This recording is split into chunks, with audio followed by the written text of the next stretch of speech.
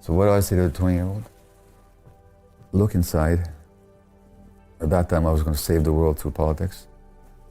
Not to ignore the politics, but pay at least as much attention internally or more than you're casting on the outside. And you don't have to work so hard to be liked and loved. You're okay. Just relax, kid, and allow life to come to you. You don't have to force it.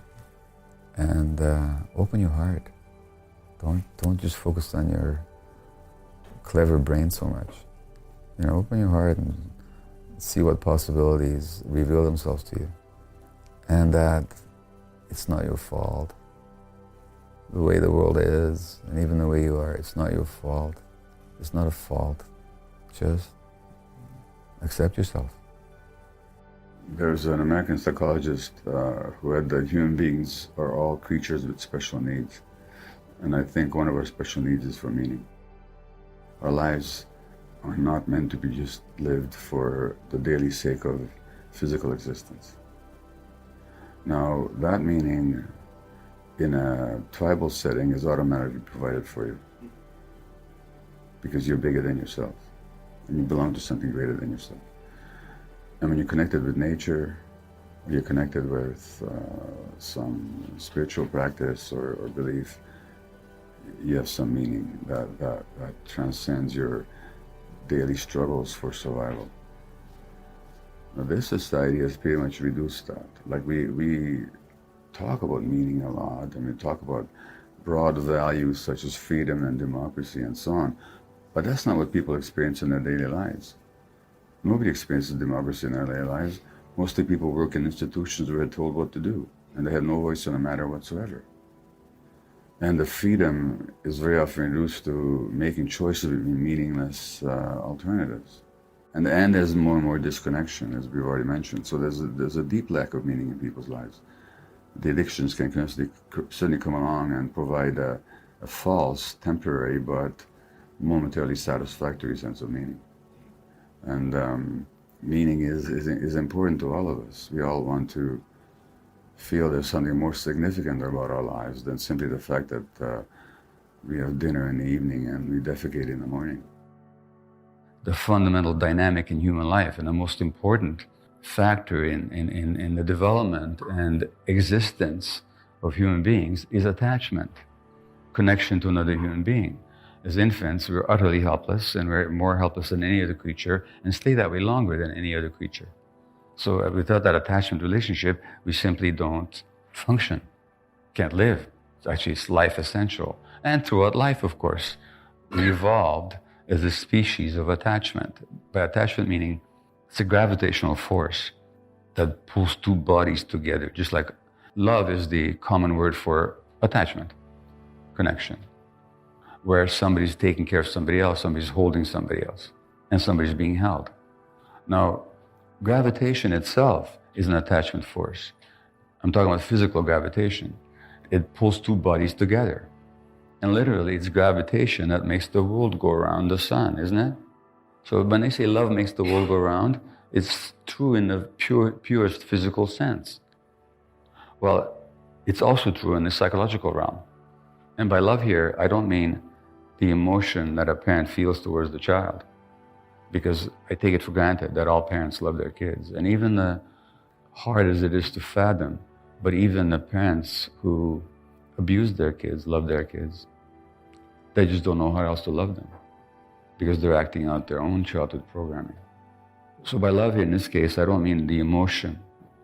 I mean the capacity to be present with and understand and see the other human being for exactly who they are, and to accept them for who they are, and to invite them unconditionally to be in your presence exactly the way they are. That's what love actually is. If you get triggered, that's the buzzword these days, that's perfectly all right.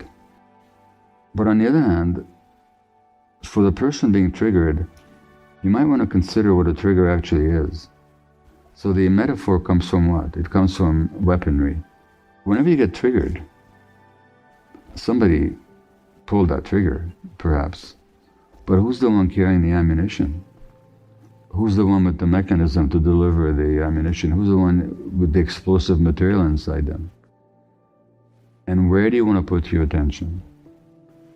You want to put your attention on the trigger purely? Or are you curious about what ammunition, what explosive material you're carrying inside? So triggers are really great to work with if you want to get to know yourself. And if you don't want to get to know yourself, then what we usually do is we just resent whoever did the triggering, and that we think they did this to us. How you handle people who trigger you, that's your call. But at least know that you're the one with all the explosive inside you. And you gain so much liberation if you find out what that ammunition is and how you got it, and whether you can really diffuse it. Like you diffuse a bomb, you can actually diffuse that ammunition inside you through getting to know yourself. And that's where freedom actually lies. If nobody had the power to trigger you, not because you were closed down and shut down and isolated, but because you're totally aware of yourself. Well, that's where liberation actually is. I make the distinction between blame and responsibility. Blame says that you did something that you could have done otherwise, and so therefore you're at fault. That's what blame says. Responsibility says, yes, you did this to yourself, but not consciously or deliberately.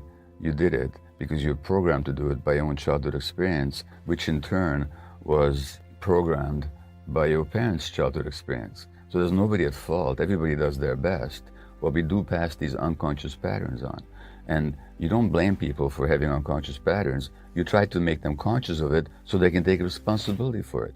So there's no responsibility without consciousness. And there's no blame. So I don't blame anybody for their illness. I don't blame their parents either.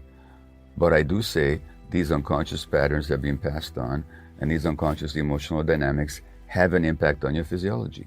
That's all. And if you want to have an impact on your physiology,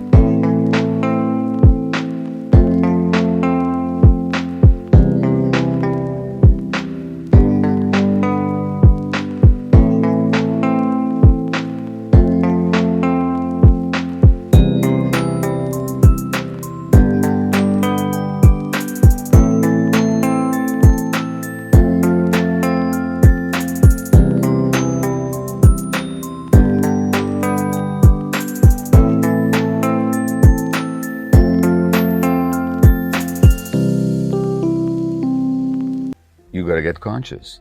You have to realize what have you been doing unconsciously so you can stop doing it or do it differently. So it's a matter of liberating people from these ingrained patterns for which they're not to be blamed. So in my world, there's no room for blame whatsoever, but there is room for helping people to become responsible, for helping people being response-able, being able to respond to their circumstances. And without awareness, none of us are response-able. The personality itself is a defensive structure that we develop as a way of dealing with our pain. So much of what we consider to be our personality is actually an overlay upon our true selves. The difficulty that we have is that we have trouble understanding people with different formative experiences than ours. And precisely because, if I look at something like addiction, as you could see from the show of hands here, it really is a matter of a spectrum, and we're just about all of us are on the spectrum. But precisely because we're all on the spectrum, and we think we could deal with this in our own life, we say, well, why couldn't they deal with it in their own life? We're full of judgment. Why couldn't they deal with it? If you've never been profoundly depressed, you don't have an idea what it's like to be depressed. You have no idea what it's like to have life be utterly drab and meaningless and threatening, to the point that you might even want to leave life, to the point of trying to kill yourself. Because it is on a spectrum, and we've all felt down sometimes. We've all felt alienated sometimes, but we snapped out of it. And we have no idea what it's like to be deeply into it, where choice no longer exists. And so we have great difficulty understanding people whose brains give them a different experience of life. There's a lot of people out there who see the truth.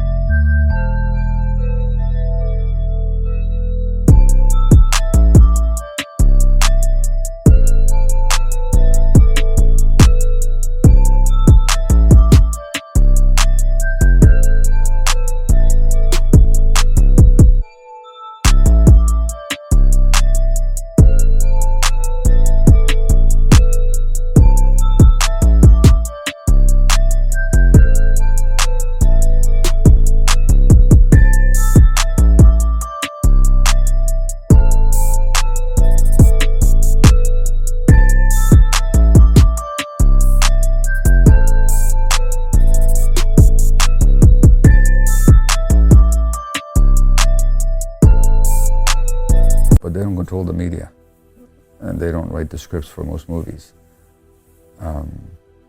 So therefore, you might not get validation out there, but you have to believe in your own truth, and you have to deepen your relationship to your truth.